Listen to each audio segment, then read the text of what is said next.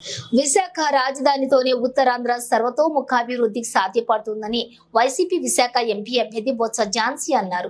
నగరంలోని సుబ్బలక్ష్మి కళ్యాణ మండపంలో బుధవారం జీవీఎంసీ వర్కర్స్ లేబర్స్ యూనియన్ గౌరవ అధ్యక్షులు ఎం ఆనందరావు ఆధ్వర్యంలో ఏర్పాటు చేసిన సమావేశంలో ఆమె మాట్లాడారు. కార్మికులకు మేడే శుభాకాంక్షలు తెలిపారు. టీడీపీ హయాంలో అవుట్ సోర్సింగ్ విధానం ఉద్యోగులకు తక్కువ వేతనం ఇచ్చారని, మళ్లీ వైసీపీ ప్రభుత్వం అధికారంలోకి వస్తే అవుట్ సోర్సింగ్ ఉద్యోగులకు 25,000 జీతం ఇస్తారన్నారు. ఆరోగ్యశ్రీ వర్తింపచేస్తామన్నారు. ప్రభుత్వం అమలు చేస్తున్న నవరత్నాలతో పాటు విద్యార్థులకు విద్యావసతి దీవెన ద్వారా ఉన్నత విద్య అందుతుందన్నారు.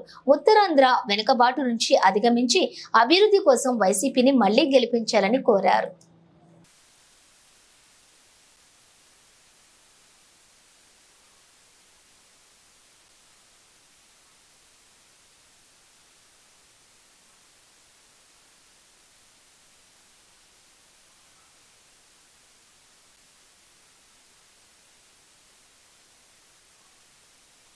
ఎనిమిది గంటల పనిదినాలతో ఈరోజు ఇచ్చి ఒక సమయం వారు ఖచ్చితంగా నిర్ణయించి ఒక విజయోత్సవ సభ చేసుకున్న రోజు ఈరోజు మేడే. అటువంటి దానికి ఈరోజు మీ అందరి మధ్యలో పాల్పంచుకునే అవకాశం ఇచ్చిన మీ అందరికీ, మా అక్క చెల్లెలకు, అన్నదమ్ములకి అందరికీ కూడా హృదయపూర్వకంగా నమస్కారాలు తెలియజేసుకుంటున్నాను. మరి మీరు ఒకసారి ఆలోచన చేయండి.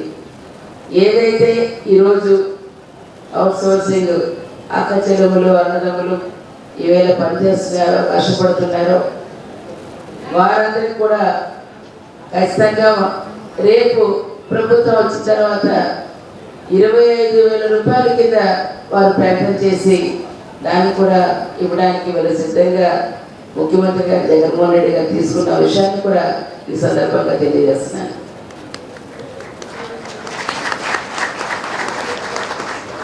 అంతేకాదు, ఏదైతే మరి కొంతమంది కాంట్రాక్ట్ బేస్లో ఉన్నవారు, పూర్వం ఉండేవాళ్ళు కొంతమందికి పర్మనెంట్ చేసే కొన్ని డిపార్ట్మెంట్లు, అంతేకాకుండా మా పిల్లలు ఉద్యోగాలు చేస్తున్నప్పుడు మా పిల్లలకి నవరత్నాలు వర్తింపజేయట్లేదు. దానివల్ల మధ్యతరగతి కుటుంబంలాగా మేము మధ్యలో ఉండిపోయి పిల్లల చదువులకు కానీ, లేకపోతే పెన్షన్లకు కానీ, లేకపోతే రేషన్ కార్డుల గురించి కానీ, ఇల్లు పట్టాల గురించి కానీ, ఇళ్ళ గురించి కానీ, ఇలాంటి వాటి గురించి కూడా ప్రత్యేకంగా ఏదైతే మరి వాటికి సమస్య వచ్చిందనే దాన్ని కూడా మరి వారి దృష్టికి మేము తీసుకెళ్ళడం జరిగింది. ముఖ్యమంత్రి గారు స్పందించారు.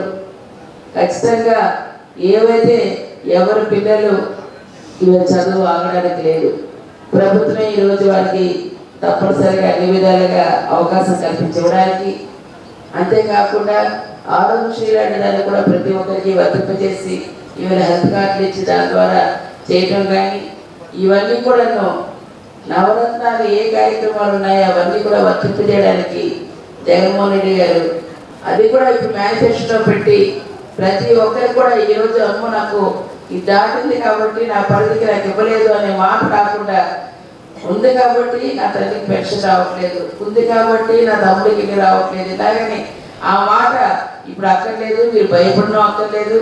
ఖచ్చితంగా మేమందరినీ కూడా దృష్టిలో పెట్టుకొని మీ సంక్షేమే రాష్ట్ర సంక్షేమంలో భాగంగా తీసుకొని ఈరోజు తప్పనిసరిగా ఏదైతే నవరత్నాలు ఉన్నాయో అవన్నీ ప్రతి అక్క చెల్లెమ్మకు, ప్రతి అన్నదమ్ములకు అందించే బాధ్యత కూడా ఈవేళ జగన్మోహన్ రెడ్డి గారు తీసుకున్నారని అది కూడా మేనిఫెస్టో పెట్టి మీ అందరికి అందించడానికి ఈవేళ సిద్ధంగా ఉన్నారు. రాష్ట్రంలో పడితే వసంతేవులు పడుతుంది. ఉన్నత విద్య చదువుకొని విదేశాలకు వెళ్తే విదేశీ విద్యకి సంబంధించి వస్తుంది. ఈరోజు అక్క చెల్లెమ్మలందరూ సంఘాల్లో ఉంటే ఆ సంఘాల్లో కూడా ఈవేళ వర్తింపజేస్తున్నవాడికి రుణాలు వస్తాయి. ఇలాగా ప్రతిదీ కూడా ఈరోజు ఆ కుటుంబానికి దానికి లింక్ పెట్టేది కాకుండా ఇల్లు లేకపోతే ఇల్లు వస్తాయి, పట్టాలు లేకపోతే పట్టాలు వస్తాయి. ఇంకోటి ఏదైనా పెట్టుకోవాలన్నా ఈరోజు కార్పొరేషన్ ద్వారా వచ్చే స్కీమ్స్ కూడా కుటుంబానికి ఇవాళ వర్తింపజేసే విధంగా ఈరోజు మా తల్లికి పెన్షన్ నా వల్ల రాలేదు అనే మాట అక్కర్లేదు.